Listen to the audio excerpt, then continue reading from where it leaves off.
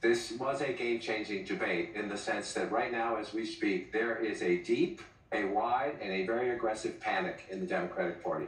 It started minutes into the debate, and it continues right now. It involves party strategists, it involves elected officials, it involves fundraisers. And they're having conversations about the president's performance, which they think was dismal, which they think will hurt other people down the party in the ticket, and they're having conversations about what they should do about it. Some of those conversations include, should we go to the White House and ask the president to step aside? Other of the conversations are about, should prominent Democrats go public with that call? Because they feel this debate was so terrible.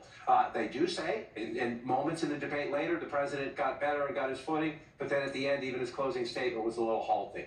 The contrast between the two candidates. Let me be clear. None of them, and a lot of Republicans, don't think Donald Trump had a great night. Donald Trump broke the fact-check machine more than I can count tonight. That will be on the record as we go forward. He refused to answer some very specific and direct questions about his conduct, about January 6th and what all. So that will be dealt with out there. And sometimes there's a parallel universe between the political elites and the American people. It'd be nice to see what the voters say. But I can tell you, it started minutes in. It started with the first couple of answers, and it has continued throughout the night from a, oh my God, oh my God, oh my God, to what do we do about this? And it involves very senior people in the Democratic Party, including elected officials, saying we have a problem. And just to co-sign what John is saying, I mean, the panic that I am hearing from Democrats is not like anything that I have heard in this campaign so far. And a lot of it has to do with, first of all, there was a deep frustration about Trump's lies. I mean, he lied a lot tonight. But the problem for Biden was that Trump was able to take sometimes incredible falsehoods and turn them into some kind of argument, whereas Biden's answers were, in a lot of cases, not coherent. Deeply problematic that he was not able to take pretty straightforward answers and answer them to the American public, and then also at some points bringing things up that teed up Trump attacks. So there's a real concern here tonight that there's been some real damage done that cannot be undone. Biden solidified the perception among voters, but especially among his base. They were hoping that tonight would be a game changer. They are now seeing a president who is in the White House, who they do not necessarily believe can do this for another 4 years. David Axelrod? Look, I can't argue with either of them about how Democratic leaders are reacting to this poll. We said at the beginning that each person had a fundamental goal, and for Biden, that goal was to appear energetic, engaged, and look like someone who is capable of serving for another 4 years for president. That was job number one. I actually think he scored a bunch of points. I think if you just judge this on sort of policy stuff, he did score a bunch of points on issues like abortion, for example, on some of the economic issues. But there is a feeling, I think there was a sense of shock, actually, at how he came out at the beginning of this debate, how his voice sounded, he seemed a little disoriented. He did get stronger as the debate went on, but by that time, I think the panic had set in, and I think you're going to hear discussions that I don't know will lead to anything, but there are going to be discussions about whether he should continue. And I think part of it is Donald Trump did not meet his mission either. He could not resist the the temptation to be nasty, to prevaricate about a whole bunch of things, about his own record, about Biden's record, and to seem petty and small at times. So what you saw was a candidate who's deeply vulnerable and a president who may not be able to take advantage of it. Listen, if anybody in America thinks that was even close to being an okay debate by Joe Biden, I'm living in a parallel universe. That was an unmitigated disaster for President Biden from the second he walked out to the closing statement. The biggest issue for Democrats is abortion, and he couldn't give an answer. He gave an answer, he couldn't even give a coherent answer on the biggest issue for Democrats tonight. I've heard from leading Democrats across the United States, elected governors, congressmen, who are texting me and saying, I'm worried I'm going to lose if Joe Biden's at the top of the ticket. Bob Casey, I promise you tonight, in the state of Pennsylvania, is thrown up in his mouth because he knows that if he's got to stand next to Joe Biden, he's going down in Pennsylvania. If he's on the ticket, I don't know how it's going to work. Yeah, look, it was a really disappointing debate performance from Joe Biden. I don't think there's any other way to slice it. His biggest issue that he had to prove to the American people was that he had the energy, he had the stamina, and he didn't do that. And so I think that is of concern, and I think for a lot of Democrats, that's very disappointing.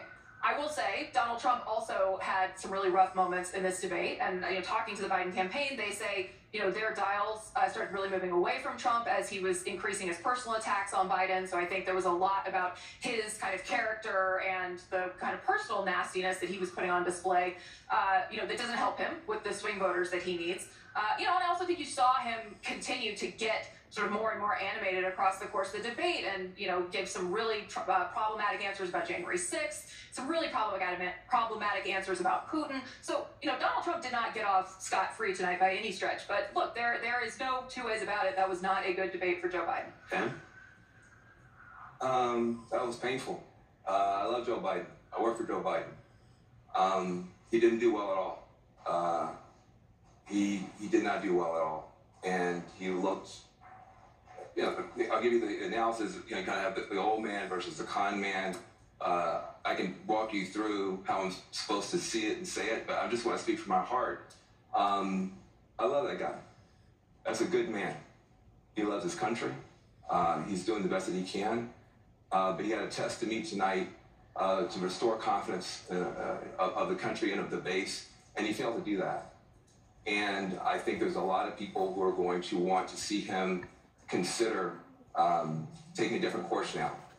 We're still far from our convention, and there is time for this party to figure out a different way forward if he will allow us to do that. But that was not what we needed from Joe Biden, and it's personally painful for a lot of people. It's not just panic, it's pain of what we saw tonight. And if I may just add to that, I think Joe Biden lost in the first 3 minutes. I think a lot of voters probably tuned out, and millions of people are having conversations with their families, with their friends, of if the president is up to the task and if he should step aside. And I'm someone who believes the former president is a threat to democracy. I think he is a threat to the America as we know it. He wants to fundamentally change our institutions. He has laid out what his plan is. I am not confident that that is the man to take him on. You cannot tell me democracy is on the line and then give that performance tonight. If, based on that, in 18 weeks, Donald Trump will be the president-elect.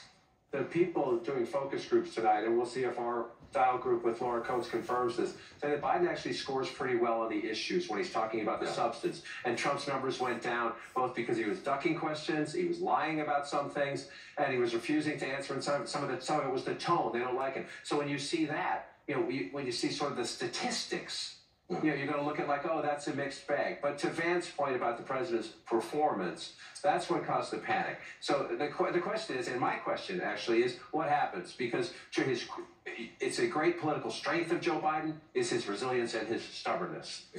It's also sometimes a blind spot because he is so stubborn. It's going to be very hard to someone, and I don't know who it is, who could go to Joe Biden and say, you need to do this, number one. And the question is, again, I'm just telling you, to Abby's point, I've been doing this for 30-something years, going on 40 years, and I have never, ever had what happened on this thing tonight happen in the middle of the debate. It started early, and it continued. And to Van's point, Van made a very important point.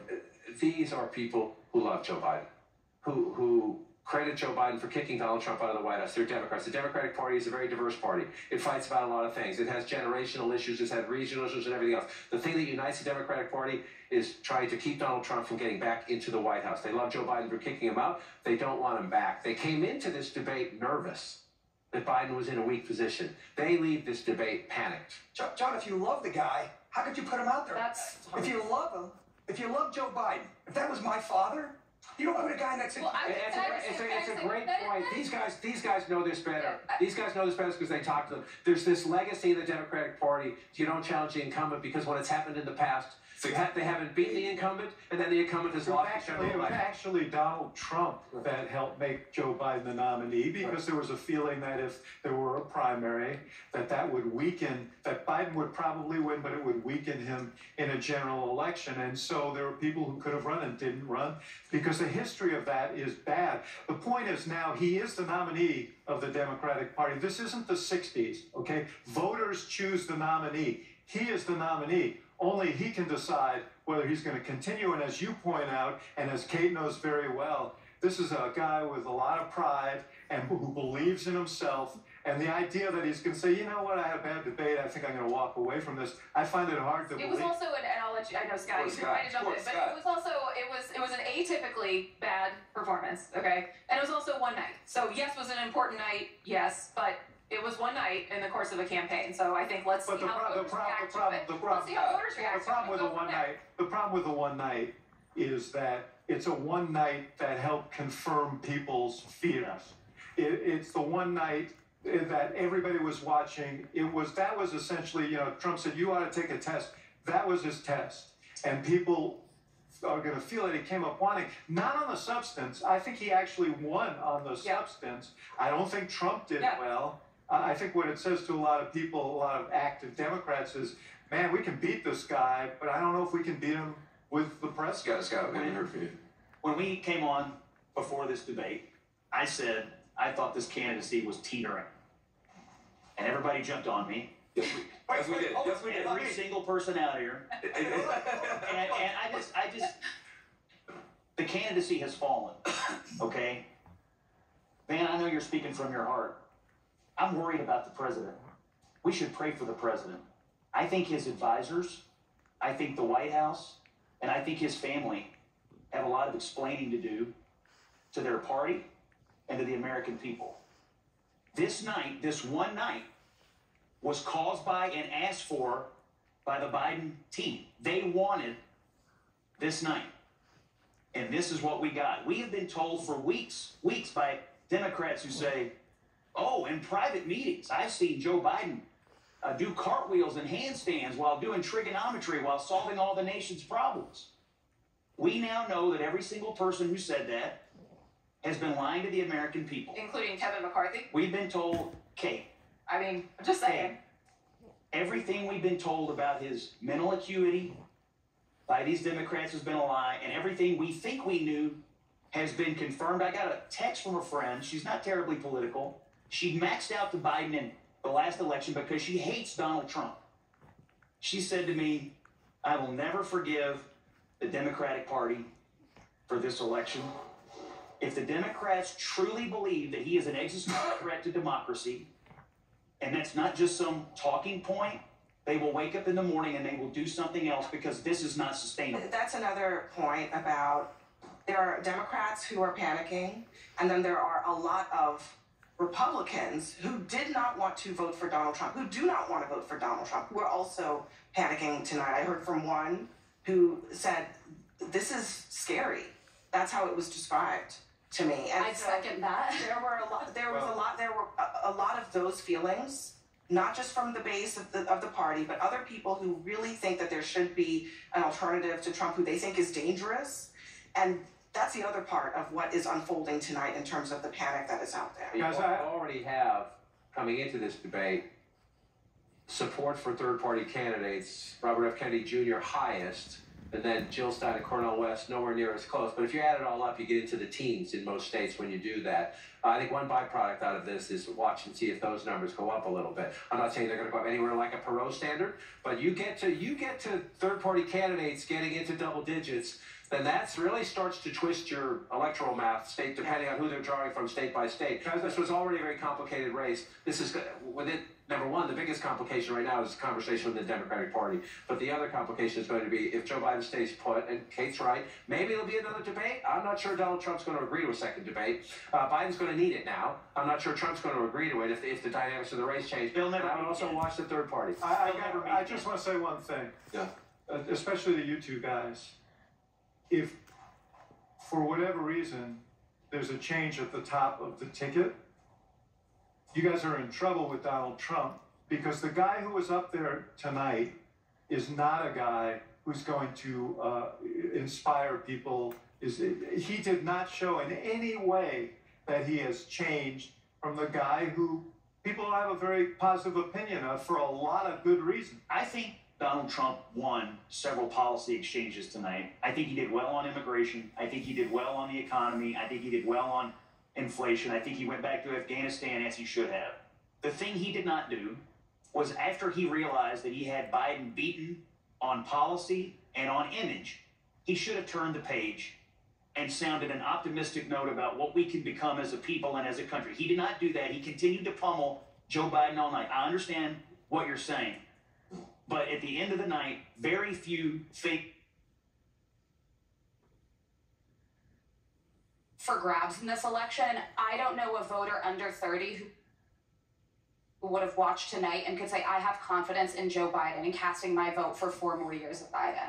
And this opens the door, by the way, for the conversation about, if Joe Biden remains the candidate, you're not voting for Joe Biden.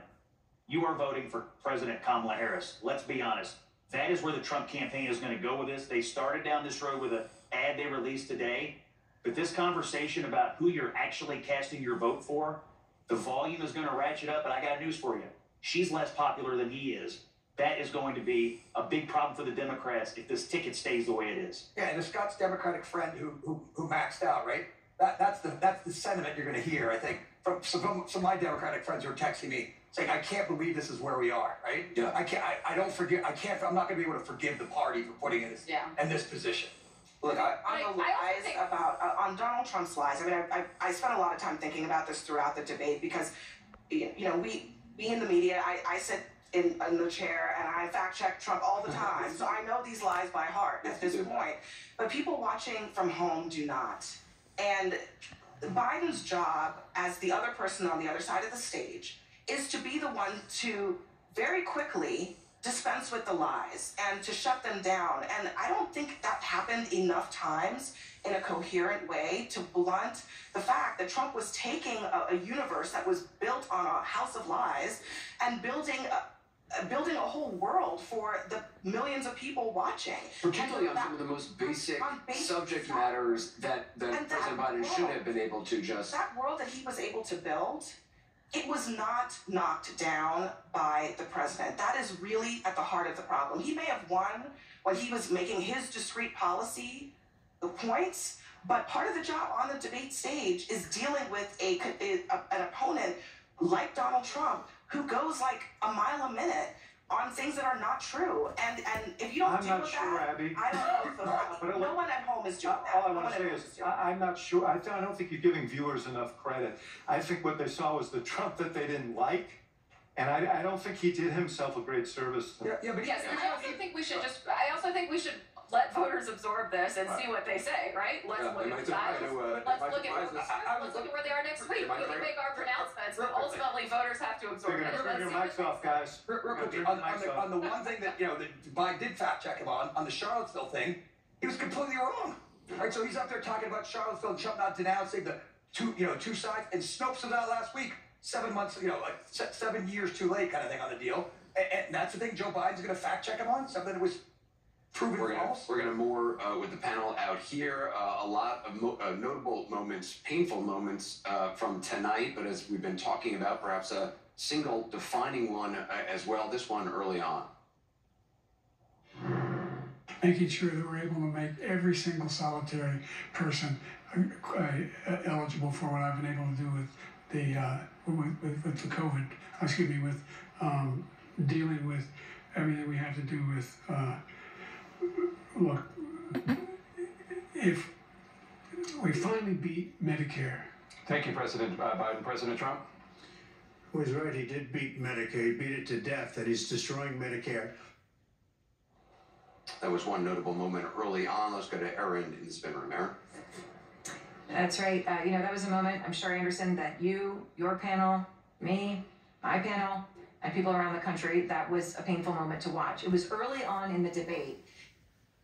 And Audie Kate. And just like that, Donald J. Trump becomes the next president of the United States. Good job, Democrats. Y'all screwed the pooch on this one.